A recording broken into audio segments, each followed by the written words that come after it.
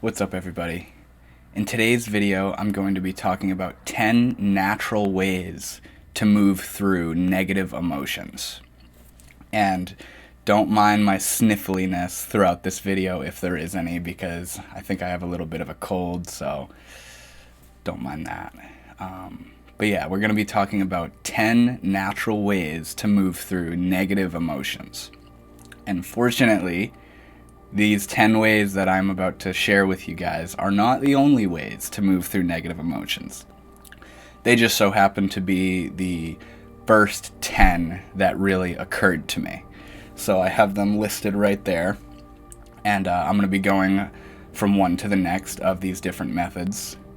And as I go on and sharing these different methods with you, you'll come to recognize that not all of these methods will be able to be performed or done at any given time. Whether you're like at work or you're out and about doing something, not all of these methods will be able to be done at any time. But I will say at least one of these methods can be done no matter where you're at, no matter what situation you're in, no matter what it is. At least one of these methods can be done anywhere at any given time. So just to preface again, these are going to be methods for how to naturally move through negative emotions, whether that be anger or sadness or anxiety or boredom or anything that you would classify as just a negative mindset, a negative emotion that you don't necessarily want to stay in, and you can recognize within yourself that this isn't the best emotion to be resting with. These methods are going to be ways for you to naturally not only accept that you feel like that, but to move through it and to lighten up a little bit and to come back into a space of love and acceptance and joyousness and humor. So let's get to it. The first method that I have listed here is to meditate. You probably all could have guessed that coming from me, but the first method here is to meditate. And meditation doesn't mean sitting down and thinking of nothing. Meditation doesn't mean sitting and not having any thoughts and not being aware of thinking and any of that stuff. Some of the stereotypical misconceptions towards meditation. To me, meditation is the process and the practice of, whether you sit down or you're out on a walk or whatever it is, you could just be out in public, whatever it is, but to keep it kind of in line with how I meditate, meditation is to sit down and to learn how to just be with what is. Not try to change what is, not try to stop what is, not try to negotiate anything within the mind, to just allow yourself to just be with what's happening and to accept what's happening. Not try to stop it, not try to change it, but to just learn how to be with what is. Whether you're sad or mad or frustrated or whatever it is, meditation is the process of just letting that be. And in meditating, the practice of meditation can act like, like say you're looking at a body of water, and you get your hands down in there and you muddy it all up, and you stir up all the mud in the water. To re-clear the water, you do so by not doing anything, because it naturally settles down and clears. It naturally clears itself back out. When you have muddied up water, you don't take your hands and try to pat down the dirt and try to move the muddiness away, because that only muddies up the water even more. The way that water clears itself when it's muddied up, aka when these negative emotions are present, the way that water is cleared up is by letting it just be. And naturally, it clears itself out. And meditation can very much so be like that, where when you meditate, you're creating a space that allows you to just be what you are and to naturally clear, to naturally settle out all that muddiness of the mind. And in this silent, contemplative space of the meditation, it allows a space for you to just naturally work yourself out and to allow the energies within you to naturally settle themselves out. So I want to keep this slightly brief, so I'm not going to go very deep on every single one, but I just want to kind of preface with each of these methods that I'm sharing of why they can help you. So meditation is the first one. The second one that I have here is to go for a silent walk in nature.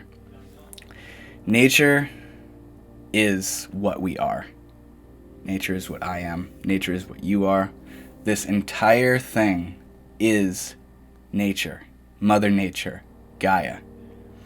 And you've probably recognized many times when you go out into nature, there's just a primal serenity. There's just a knowing within nature, whether it's the wind blowing through the trees or just the feel of the way the trees look and the flowers and the little critters and the birds chirping. Nature, there is something in nature that knows, and it's not an intellectual knowing.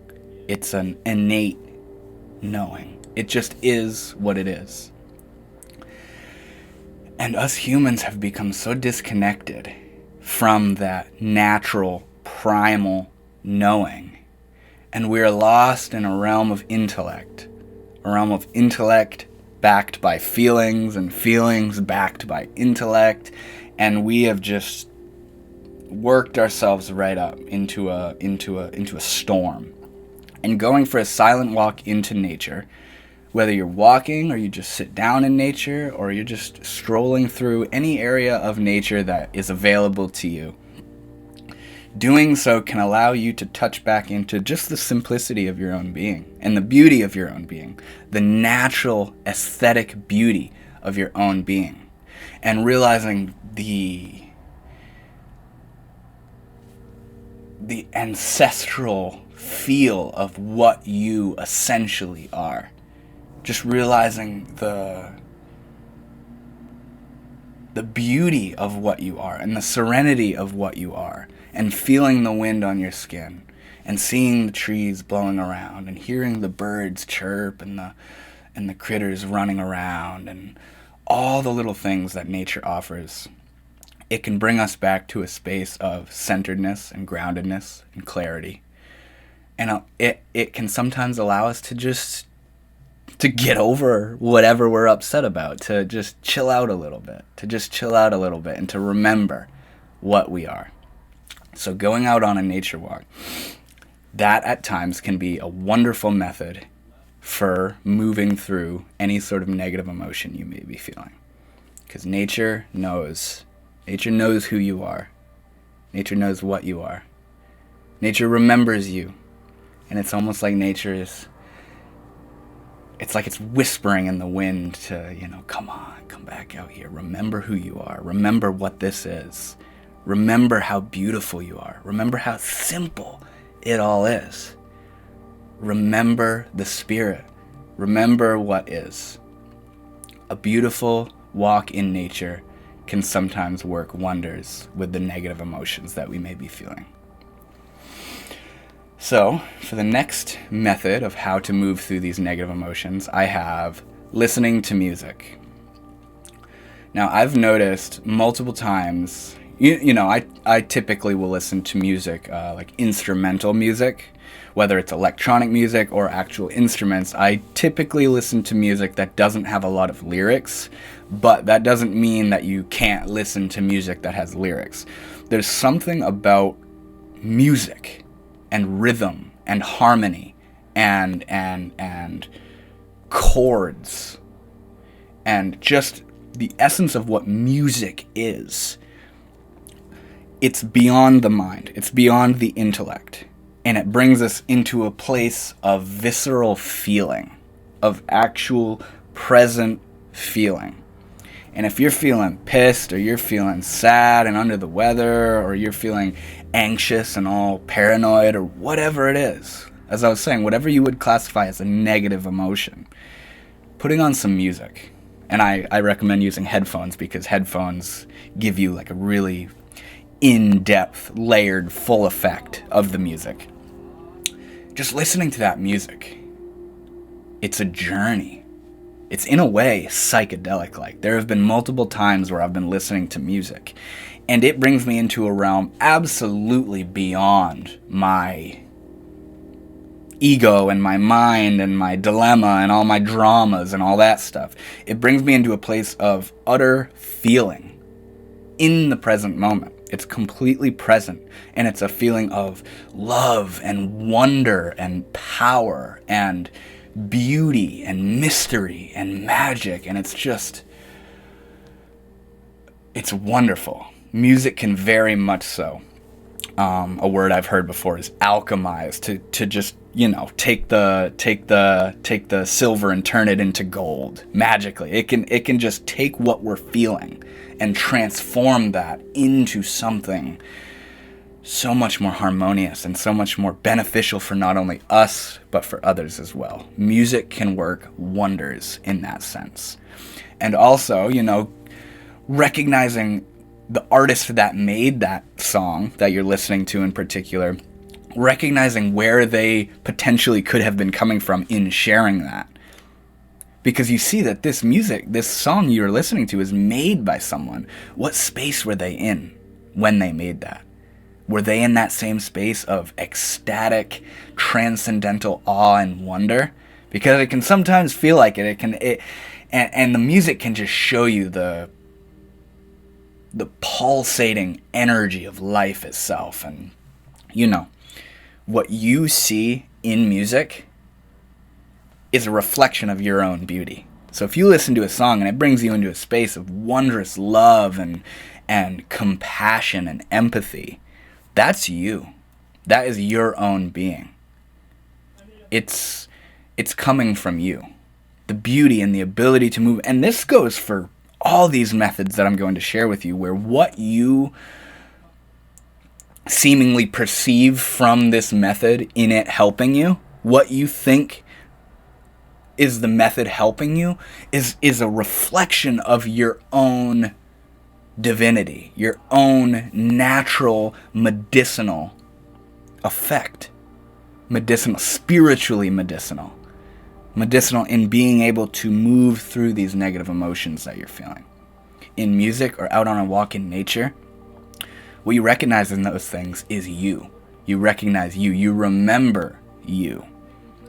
So yeah, music is a wonderful, wonderful method to moving through negative emotions.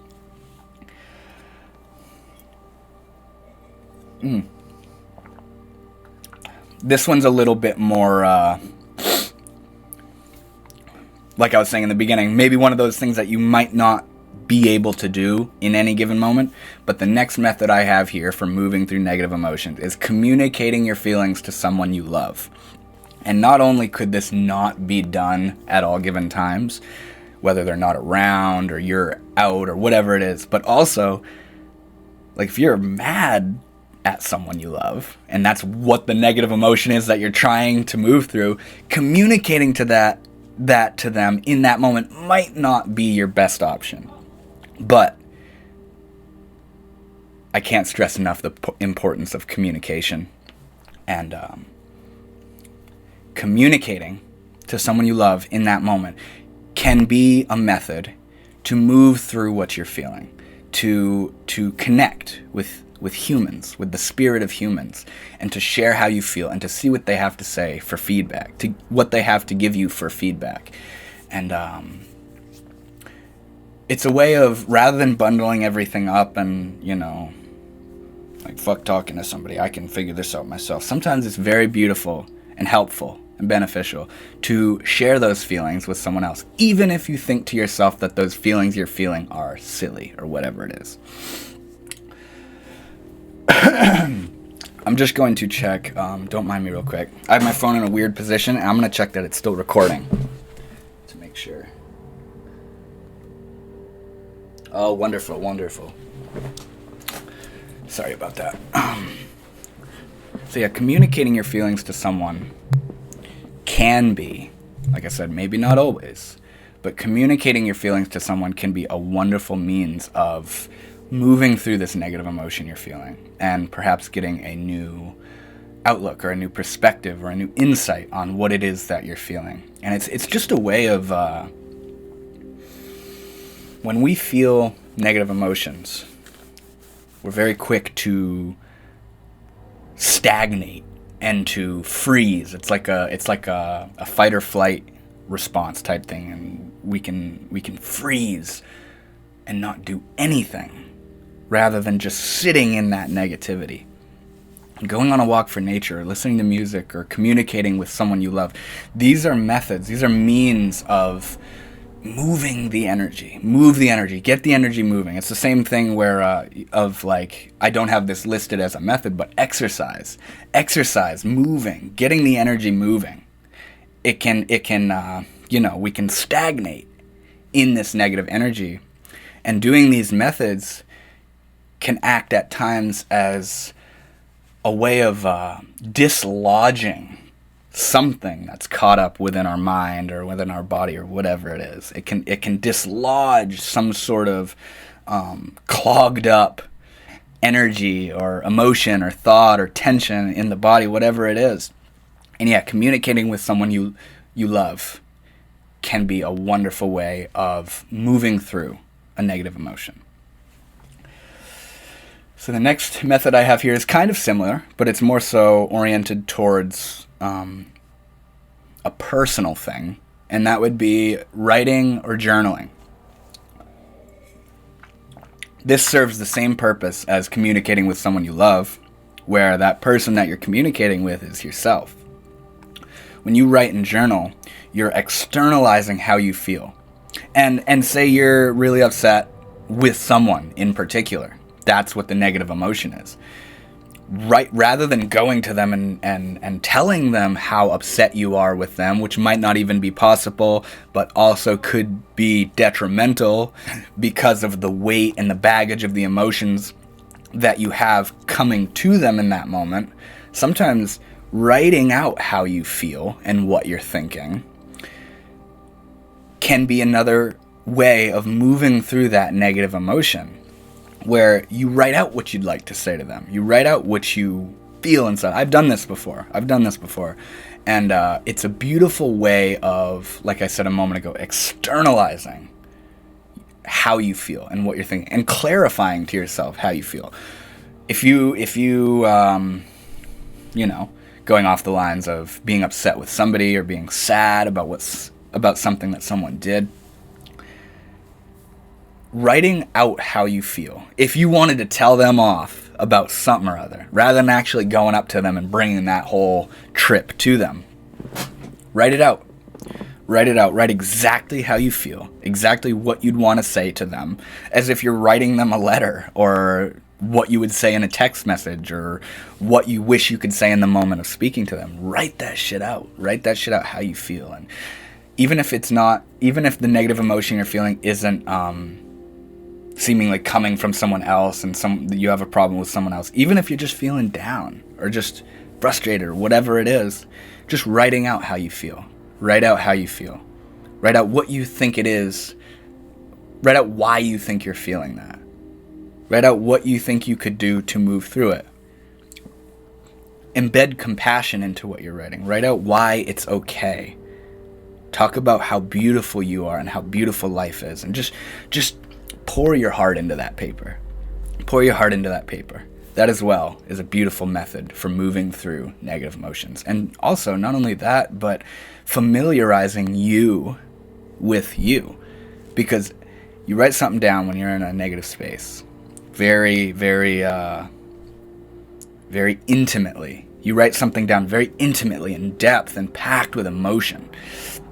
Afterwards, some time later on, when you've moved through this negative emotion, you look back on that writing and you see where you were coming from. You say, oh, I remember that. You know what I mean? I remember what I was feeling in that moment.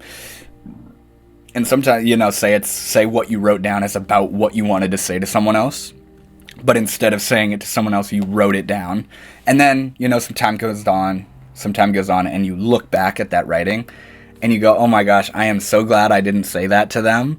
Because you can just see that not only would it have caused more ruckus and tension between you and that person, but also in you writing it down, it moved you through it.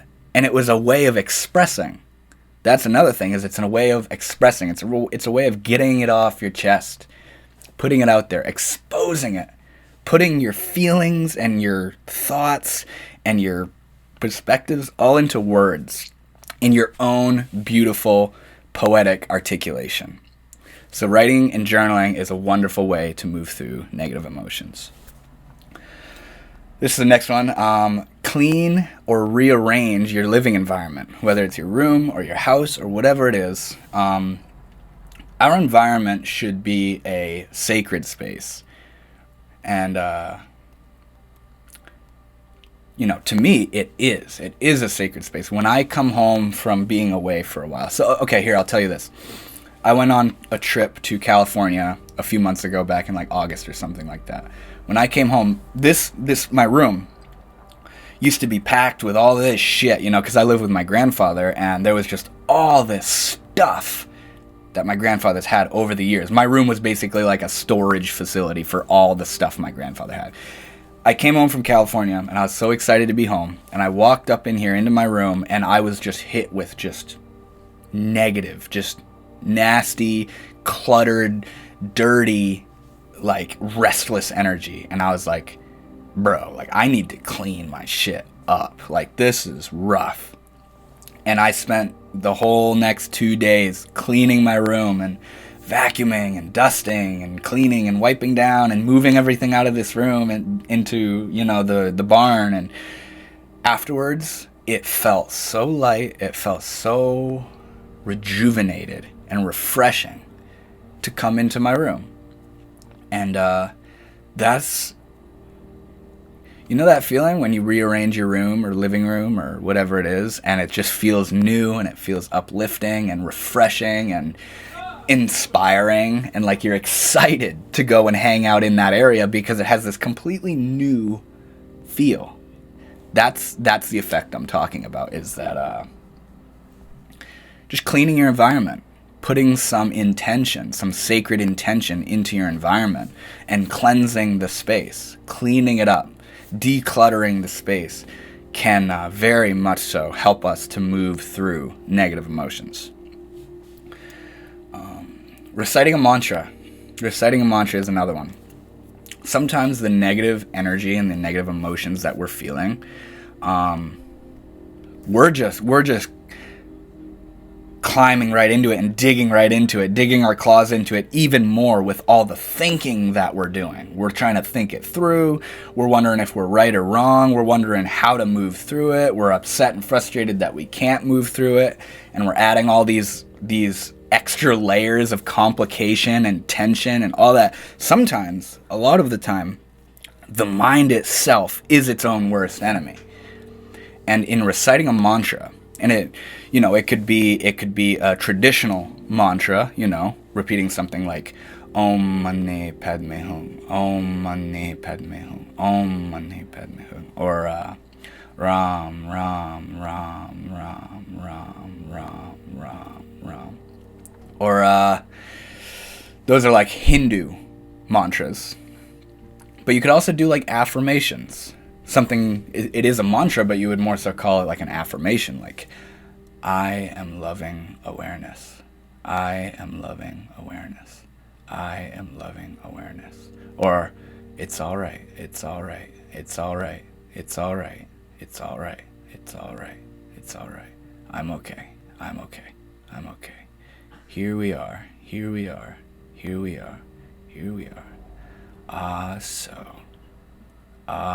So. I am. I am. I am. I am. I am.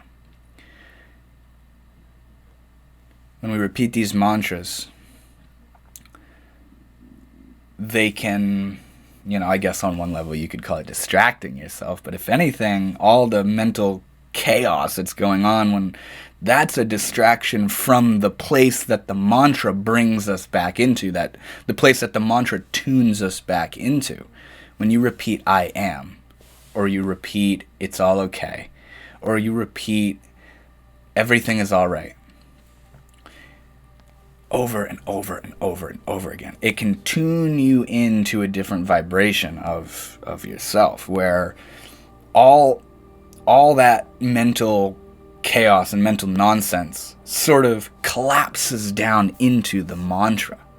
And the mantra, when you really invest into it and really be with that mantra, you completely will forget about what it was you were upset about. And yeah, sure, it'll be for a temporary period of time, but the fact that you were able to move into a space where you are okay, you are loving awareness, everything is all right, whatever affirmation or mantra you're using, the fact that you're able to even move into a space temporarily where you are freed and liberated from that negative emotion, that just shows you that this isn't forever. It's okay. And we're busy resonating on a negative plane. And the mantra can very much so help us to tune back into a place where it's very simple, very clear, very open and loving. And it can help us retract or pull back from all of that negative dialogue and like the negative feedback loops you can get yourself into, just in the ways that the thinking mind operates and functions. Mantras can very much so help with that. So the last 3 points I have here are based in Hinduism, and they are the 3 forms of yoga. There's Bhakti Yoga, there's Karma Yoga, and there's Jnana Yoga, or Jnana Yoga.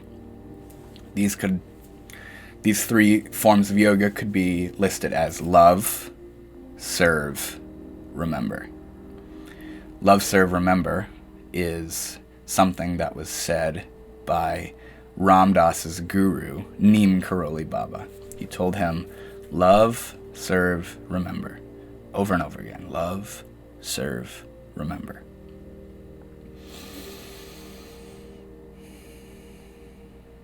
Bhakti Yoga is love. Bhakti Yoga is taking something that you love, taking something that you honor, taking something that completely tunes you into your heart, whether it's your child or whether it's your significant other or whether it's your relative or a flower or a form of the divine, nature or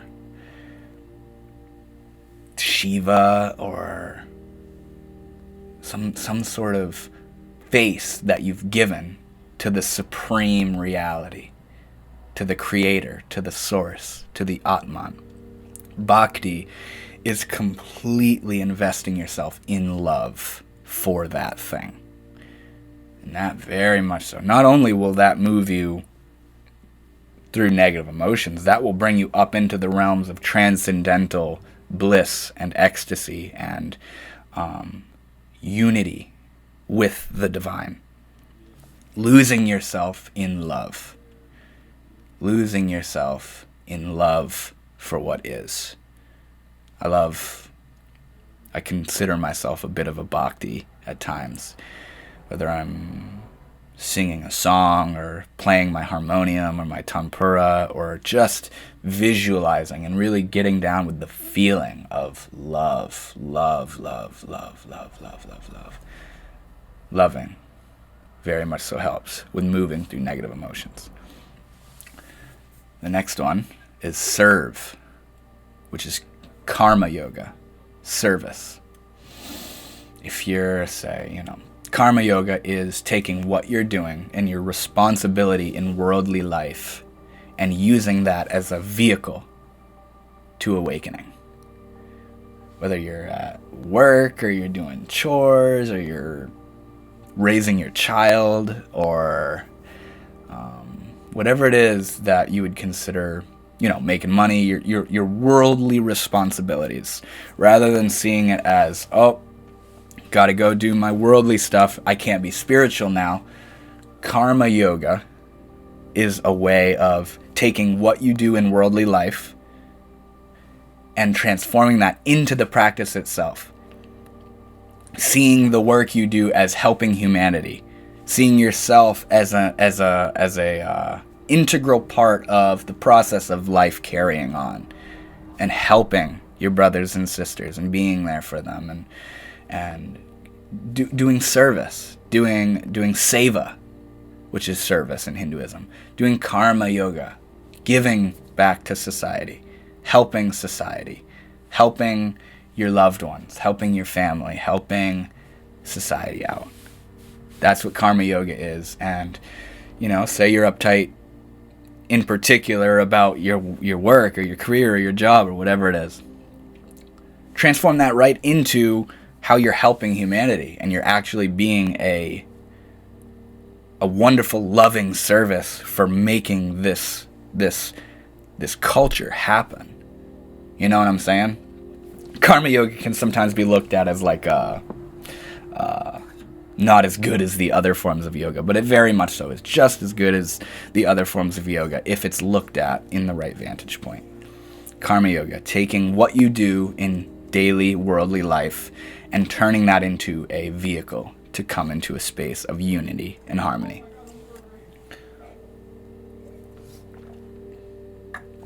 The last form of, and actually not only the last form of yoga, but the last point that I have here is, we did love, we did serve. The last one is remember. Remember is jnana yoga or jnana yoga. Jnana yoga is the path of knowledge, the path of self-realization, the path of using the intellect, the very mind that is all uptight about whatever, using that mind to move itself beyond itself into another plane, a less dense plane.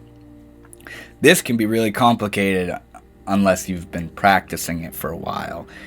But, you could also consider it contemplating, inquiring, looking it all over, reevaluating.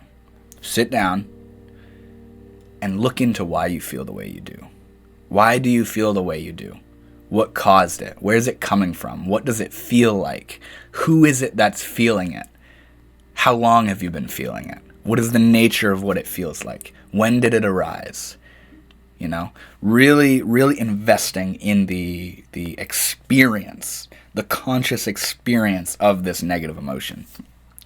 Jnana yoga and inquiring into how you're feeling can pierce you right through the nonsense of I guess you could call it the monkey mind, which is just all over the place. Jnana yoga is bringing all that shit in and saying, what are we doing here? What am I doing? What is this? What do I feel?